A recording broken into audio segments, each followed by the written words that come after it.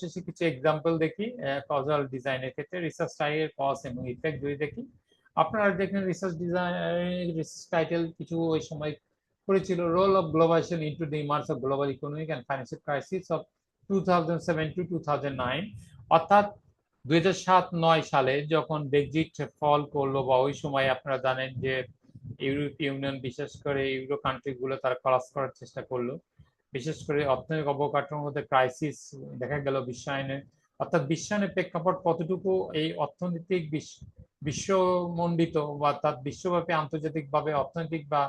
বা তাদের আন্তর্জাতিকভাবে মুদ্রাস্ফীতি বা মুদ্রা সংকোচন বা বিশেষ করে মুক্তবাজার অর্থনীতি কিরকম ধস নামিয়ে ফেলেছিল সেটা বিশেষ করে প্রেক্ষাপট ছিল গ্লোবালাইজেশন বিশ্বায়ন এই গ্লোবাল ইকোনমিক ফাইন্যান্সিয়াল ক্রাইসিস যেটা হলো বিশ্বের ক্ষেত্রে অর্থনৈতিক এবং মুদ্রানীতির ক্ষেত্রে যে ক্রাইসিস 2009 সালে হয়েছিল impact of CSR programme initiative on brand image case history Coca Cola company আপনারা জানেন পেপসি এন্ড কোকা কোলার মধ্যে they are fight against with each other অর্থাৎ ব্র্যান্ড কি কোকা কোলা হবে না পেপসি হবে তাই এরকম বিভিন্ন সময় তারা সিএসআর কর্পোরেট সোশ্যাল রেসপন্সিবিলিটি তারা প্রোগ্রাম করে বিভিন্ন ধরনের টাকা প্রদান করে বিভিন্ন ধরনের অ্যাড বা বিভিন্ন ধরনের শর্ট ভিডিও টিউটোরিয়াল বা বিভিন্নভাবে অ্যাডভার্টাইজমেন্টে তারা যায় এবং কেস হিস্ট্রিতে দেখা গেছে যে সিএসআর ইনিশিয়েটিভের ফলে কোকা কোলার ব্র্যান্ড ইমেজটা অনেকটা বেড়েছে অর্থাৎ যখন কর্পোরেট সোশ্যাল রেসপন্সিবিলিটি প্রোগ্রামে বিভিন্ন ধরনের সেলিব্রিটি নিয়ে করেছে তারপরে তার কিন্তু পেপসি কিন্তু কোকাকোলার চেয়ে অনেক এগিয়ে হয়েছে যখন কোকাকোলা এই ইন্টারভেনশনটা নিল তখন তারা প্যারালালি পেপসির সাথে সমানে এগিয়ে গেল A critical analysis into the emergence of global culture, its implication in local context in the USA. আমরা যখন ক্রিটিক্যাল অ্যানালাইসিস করি যে বিশ্ব সংস্কৃতির ক্ষেত্রে এবং এর এই ইমপ্লিকেশনের প্রভাবটা কি যেগুলো স্থানীয় কোম্পানির ক্ষেত্রে কিরকম প্রভাব ফেলেছে অর্থাৎ ইউএসএর যে বড় বড় রাখো বা বড় কোম্পানি আপনারা জানেন বাংলাদেশেও হওয়ার আগে জন্মের আগে আমরা যখন ভারতীয় উপমহাদেশের আন্ডারে ছিলাম